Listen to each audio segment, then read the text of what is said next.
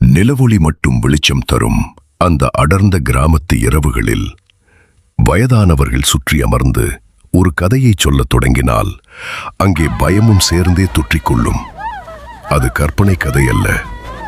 ஒரு காலத்தில் எல்லோரையும் நடுங்க வைத்த ஒடியன் என்ற இருண்ட வரலாறு.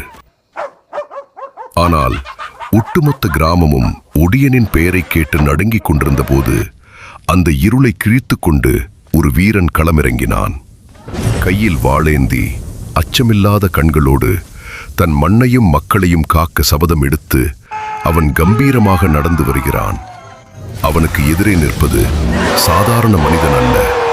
காதுகளில் பிரத்யேகமான ஒடி எண்ணெய் தேய்த்து இருளை தன் வசம் வைத்திருக்கும் மாந்திரீக ஒடியன். நள்ளிரவில் கிராமத்து வீதிகள் வெறிச்சோடி கிடக்கின்றன. கால்நடைகள் பயந்து கத்துகின்றன. ஒடியனின் மாய வித்தைக்கு முன்னால் இந்த வீரனின் வாழ் வெல்லுமா என்ற கேள்வி அந்த இரவை இன்னும் பதற்றமாக்குகிறது.